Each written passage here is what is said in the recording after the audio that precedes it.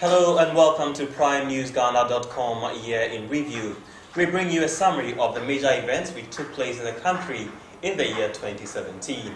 I am Kapna Ozuamprechim with Mame Aba Afo.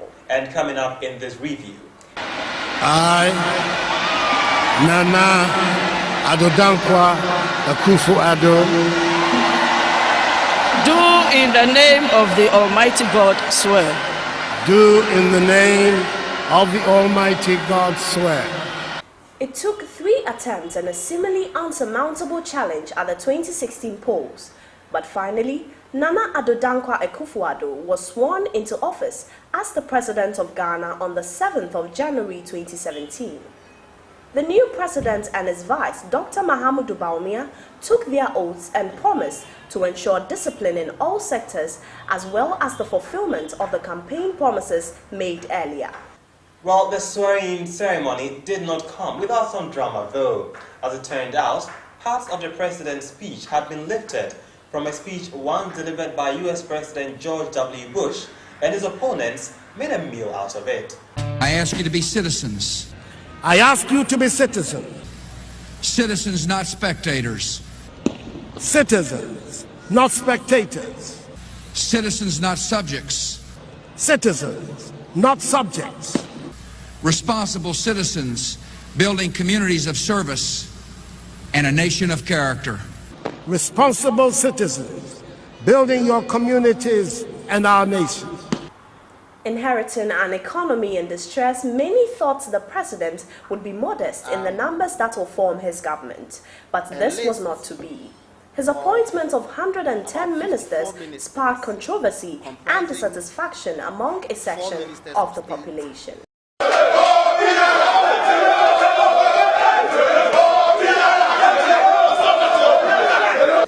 And the woes of the new administration were far from over, as an NPP vigilante group, Delta Force, decided to become lords over the land of Ghana. 13 members of the group were arrested after assaulting the Ashanti Regional Security Liaison Officer and arraigned before court.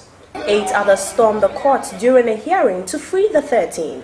In the end, the case against the 8 was dropped for lack of evidence, and the 13 fined a meager 1,800 cedis each to the displeasure of the opposition.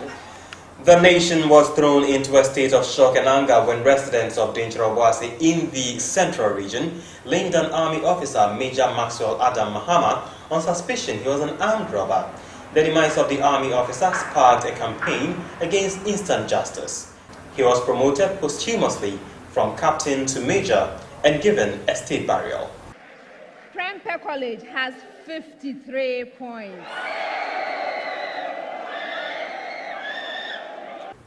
Now, for the first time in nearly 10 years, the National Science and Maths Quiz took center stage in national discussions. Prempeh College emerged winners after a tough grand finale. The entire country was glued to the event. There was, however, an anticlimax when the handbag of the quiz mistress vanished after the event. It is still unknown if the bag was ever recovered. She controversially hit the Ghanaian entertainment stage with vulgarity and won an award for literally insulting an ex-boyfriend in a video on social media. Well, the same social media which took Rashida Black Beauty app brought her tumbling down with a nude video in which she performed sexual acts. She has since vanished just as she appeared. It is my duty and my privilege to declare Nana Addo Akufo-Addo as the President-elect of the Republic of Ghana. Well, if the chair of the Electoral Commission of Ghana, Charlotte Osei, thought she will have some peace of mind and rest after the 2016 elections, she was mistaken. In July, some workers petitioned the president for her removal over alleged misconduct. It emerged that there was a major rift between Charlotte Osei and her deputies, including Amadou Sule. The president forwarded the petition to the Chief Justice Sophia Akufo, who has instituted a panel to look into the allegations. Perhaps the gavel for the ridicule of the year fell on MP for Dome Kwabenya, Adwoa Safo, who said the NDC could not claim to have built the Kwabenya Day SHS because she built it with the support of the World Bank. The World Bank, however, denied partnering with the MP, and the Ghana Atomic Energy Commission, which provided the land for the school, also denied any association with the MP. The MP became an object of ridicule on social media. It was as controversial as its intended operators. The mandatory tolling levy was one of the most contentious issues of the year. The LI was passed in 2012 under the NDC government to empower the National Road Safety Commission to charge all motorists a levy ranging from 10 to 200 cedis based on tonnage. The plan, set for implementation July 1, 2017, triggered a massive backlash on social media. Road Safety Management Limited, owned by the Jospon Group of companies, was given the contract to tow all vehicles in the country for a period of 20 years. After stiff opposition, government suspended the implementation on the 20th of September 2017. Having a national delegates conference is usually in a party's event calendar, but a dancing competition at such a conference?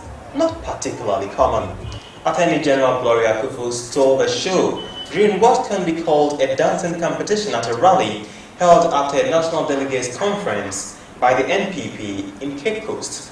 With her sleek dance moves, it stands she remains undefeated as the best dancer in the NPP now.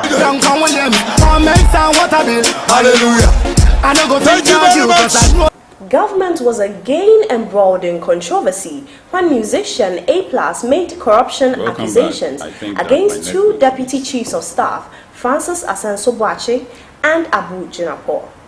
The two were said to have attempted to influence the CEO of Kolebu to reconsider the cancellation of a contract with Unibank. Investigations by the CID exonerated the chiefs of staff. Unibank, however, got the contract back. Now, President Akufo-Addo, in fulfillment of a major campaign promise, rolled out his flagship free SHS program at the beginning of the academic year, September 2017.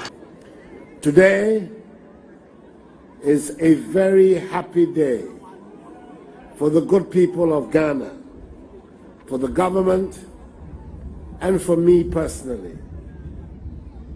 I'm here this morning to perform a very pleasant task, to launch the commencement of the free senior high school policy.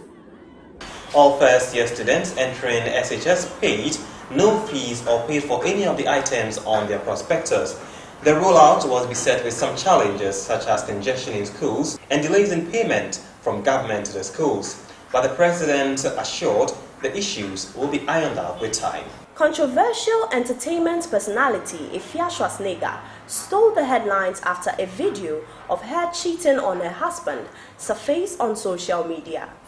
She is filmed naked by her ex-husband, who broke into the house to find her in bed with another man. In the video, the husband, Abrokwa, threatens to pour the content of a bottle he claimed to be acid on Ifya, who is seen in tears, begging him not to do so. A case of assault was filed against the husband. There were many scandals, but one which really stood out was the Social Security and National Insurance Trust, which once again found itself at the center of a major scandal. When it emerged, it has spent $72 million on a malfunctioning software. It also emerged that a PhD qualification of SNI's most senior IT officer was fake, leading to his dismissal. IOCO is still investigating the scandal.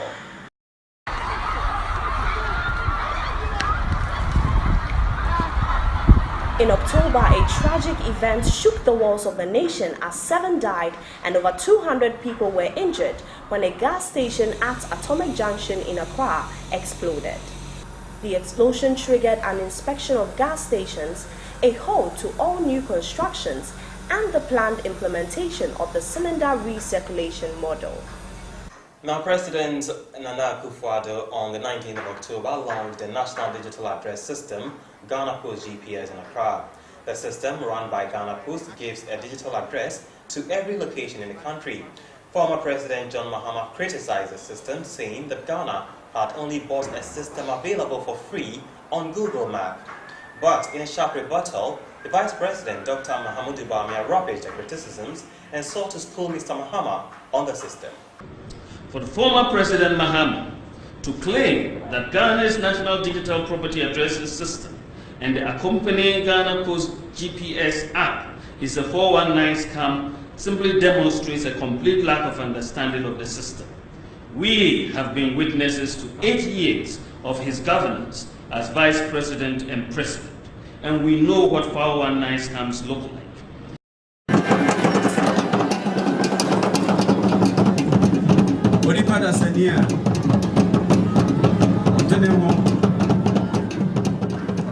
The icy hands of death came upon Ace political show host Kwejo Asare Bafo Echampon, popularly known as Kaba.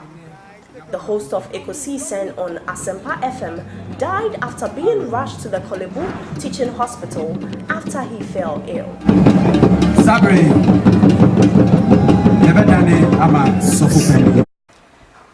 Kaba's funeral was held at the forecourt of the State House and he was laid to rest at the Osu Cemetery. And that is it for the Year in Review 2017 from PrimeNewsGhana.com with Mame Aba Afo and PrimeNewsGhana.